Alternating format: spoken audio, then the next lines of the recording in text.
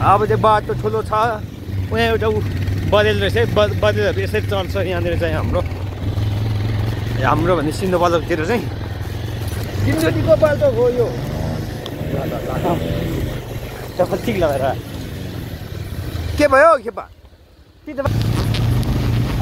एभ्रिवानलाई good afternoon तपाईँको दैनिक मेरो होइन अब यस्तै हो अरूको जस्तो डुक छैन क्रसफायर छैन एनएस छैन 180 मा भ्लग बनाउँदैछु गाइस अबले सक्दोसम्मको होइन तपाईँको अब तपाईँहरूले सक्दोसम्म सेयर गरिदिनु होला के गर्नु हामी चाहिँ काममा जाँदैछु हाम्रो ग्रुपमा 4 जन छ यस्तै हो साथीहरू के गर्नु बाटो धेरै नराम्रो छ हामी अब तपाईँको कामको लागि भनेर ज्यादा चाहिँ कति बजे भन्दाखेरि 11 बजे निस्केको घरबाट भर्खर पुग्न लाग्यो सायद 6-7 बजीतिर पुग्छ होला काममा चाहिँ बाइक राखेर 1 घन्टा हिँड्नुपर्छ खुट्टाले तपाईँको के गर्नु हो साथी हो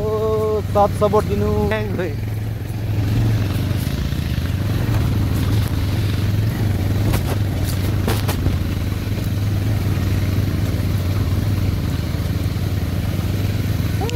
बाटो जीमा तान्ने भन्ने कुरा त आशै नगर्ने हुन्छ हो साथी हो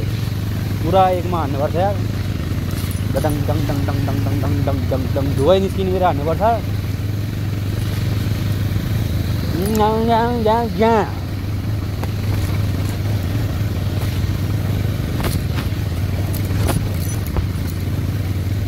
गाह्रो छ नि हो हजुरहरू गाह्रो छ के गर्नु माइक चली भइरहेको छ माइक चली